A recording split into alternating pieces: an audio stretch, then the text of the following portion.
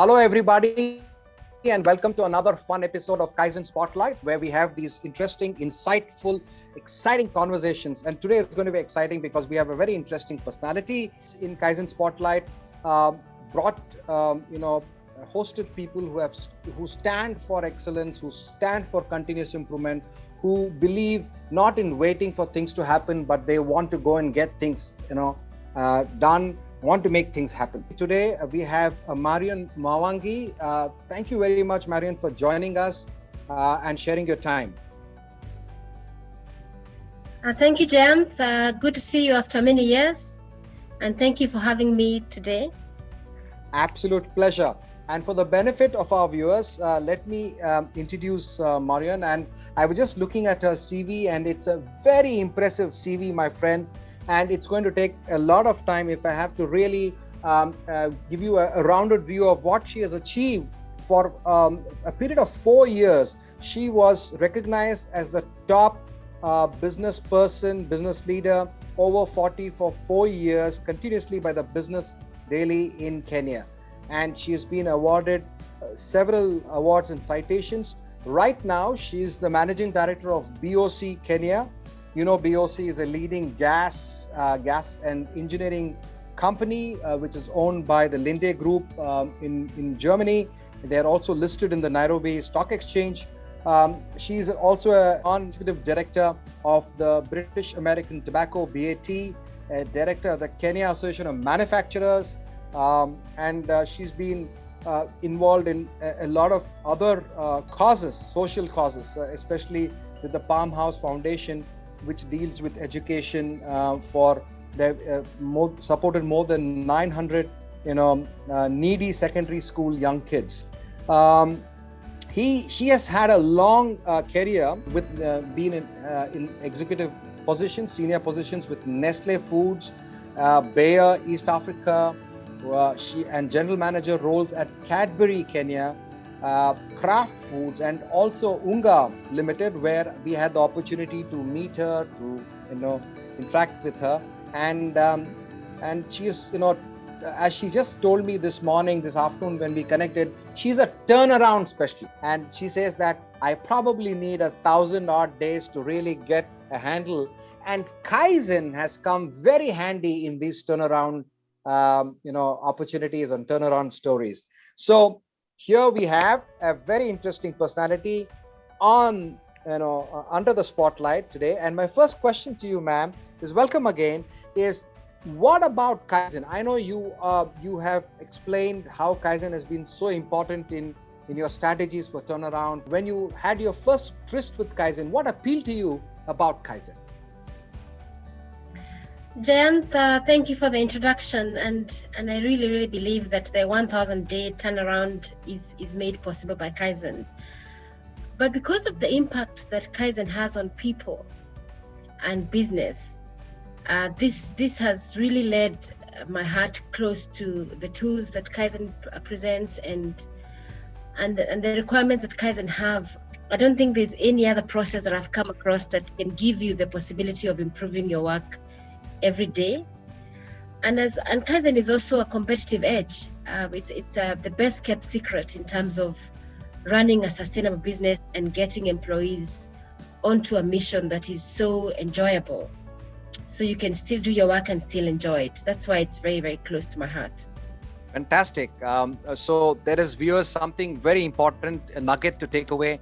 You got to enjoy what you do. Our chairman Masaki Imai, in one of his conferences, he said, why should we do Kaizen? Why should we do, pursuit of excellence, continual improvement? So people raised their hand. They said, profits, growth, inventory.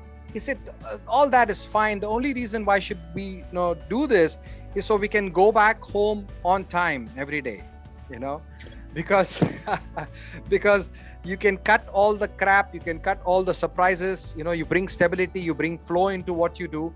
Yes, there are times when you have to stay back late. So thank you very much for that insight. And can you tell me, recollect, how did this journey start? Where did it start? I know it started in Unga, some recollections. How has this journey been? Jayanth, you're right, it started in Unga. The detail of it started in Unga, but in my previous leadership roles since around 2007, I was interested and engaged in the use of continuous improvement methods such as Six Sigma, TPM, and the desire to reduce variations and defects and cycle times. I think if you look at my CV, I've always worked in manufacturing. I've had some experience working in a service organization, but I've always had worked in multinational manufacturing companies. So they have many names: 5% Agenda, Project Go, Make a Decision, and so on. But in Unga, I finally put everything together when I came across Kaizen. Thank you. So, and I'm sure as you have applied these principles and practices, you have also, sort of learned more and you've understood this. And I was just talking to one business leader this morning, and he said, you know what, after 8 years of applying Kaizen, continual improvement, I realized that there is one word to explain it, and he says flow, FLOW. It's all about removing impediments, and he said it's all about flow. Thank you very much. So a quick peep into how Kaizen is leveraged in your current company in BoC. Anything you would like to share? Yes, Jan, since I understood completely that Kaizen Lean is so much more than cost reduction, and that it's a business strategy and a wonderful culture change program that changes the way employees work and the way they think about their own work and business. Produce it to everywhere I've been. I worked in Botswana for Parmalat, and I worked with the Association of Chartered Accountants before BoC.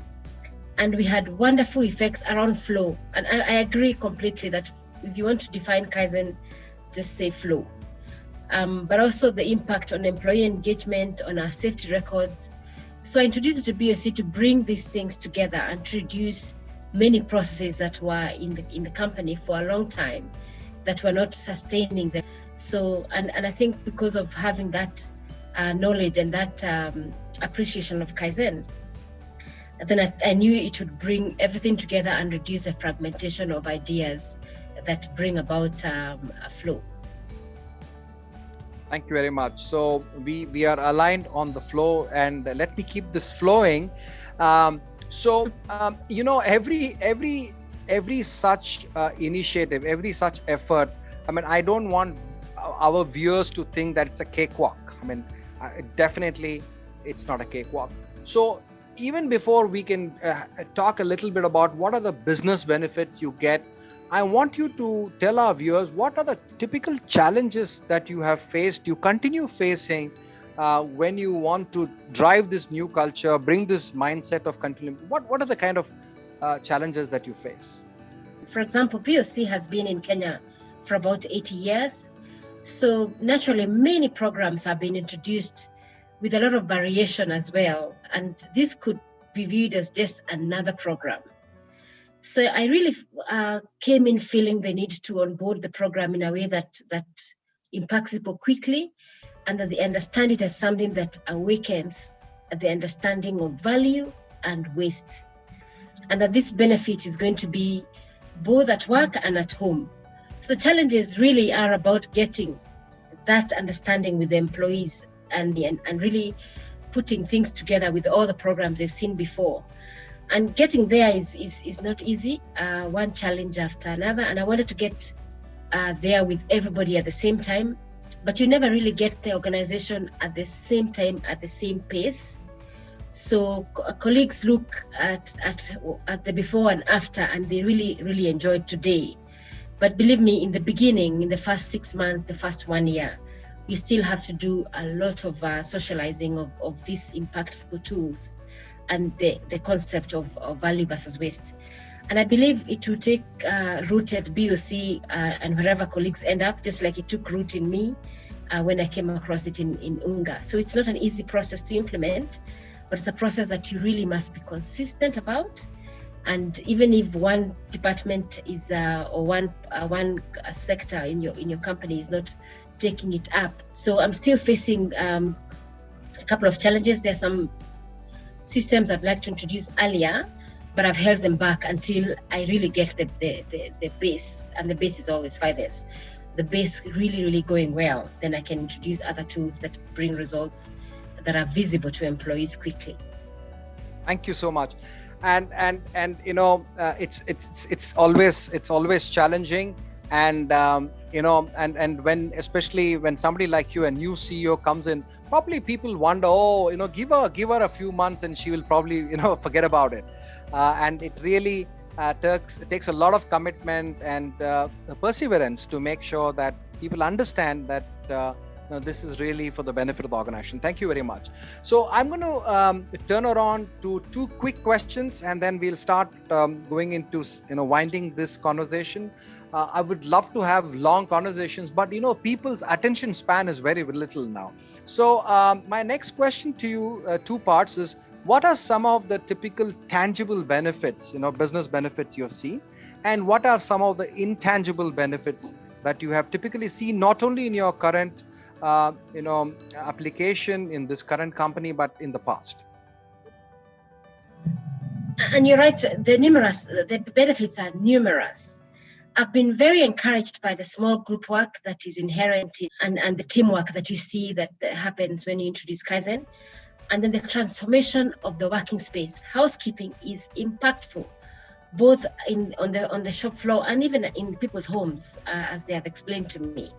And the way that colleagues have solved long-term problems of excesses and wasteful activity, especially inventory, which is a very good example that I've seen everywhere that I've worked after we implemented Kanban. So the benefits are tangible, intangible. I think that once you get into the Kaizen understanding, nobody can stop you. I think it's not just another mindset program. Yeah, it's a mindset. It's nobody can stop you. It's not another program.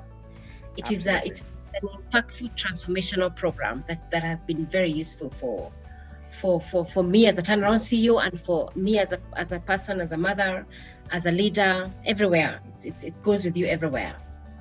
Fantastic. And very often CEOs ask me, what can I get from Kaizen? And I turn the question around and ask them, what do you want? Right? If you know what you want, then Kaizen is a ladder to get there. Okay? Because there is no rocket to it. You got to go continuously, keep chipping away, eliminate waste, create flow, and that's how you get into this journey. Very well said, ma'am. And I would now get into what I call as the rapid fire, a couple of questions, fun questions. And I want probably even a one-word answer. So what is your favorite sport? Anything that you play? I see that you are a member of the Karen golf course. I'm sure you find time. I was just thinking, how does this lady do so much? Play golf, you're a mother. So what's your favorite sport? Golf is actually my favorite sport. Okay. And you wouldn't believe it, but Kaizen also has a role to play in that sport. Because Really? golf is a game against yourself. It's the one sport you can play alone. And every time it's a challenge, so you can have a continuous improvement mindset as you set off on an game. So Absolutely. I would say golf. So recently I was listening to a spiritual leader, and he was talking about the importance of a sport, and he asked the viewers, do you know what is the biggest thing a sport teaches you? And there was silence, and he said the biggest thing that sport teaches you is how to fail, how to lose. Okay. Right. Yeah, and it teaches you how to lose, and yet after losing you play the game again. Nothing else teaches you to lose. You lose, you play the game again. You lose, you play the game again. Just because you lose, you don't stop playing football, for example, right? Yes. So you play it in spite of losing, because that's what it teaches you. And I think that's a fantastic explanation this gentleman, spiritual master, shared. Thank you very much. What is the last book or the present book you're reading, ma'am? I'm rereading a book right now, Good to Great. I think in certain times, especially during these COVID times, you need to just continue assessing whether your higher purpose is real and whether your higher purpose is sustainable. So I'm rereading Good to Great. Jayant, I read a book a week, so I read quite a lot. This year I'm gonna do 54 books, so I did an extra reading. because reading is actually a way of keeping you free. And you asked me earlier how I do all these things. I actually have a personal DSW. You don't want to see it because it's very detailed, but I have a DSW actually helped me to do more. Can you, for the benefit of our viewers, just explain what is DSW?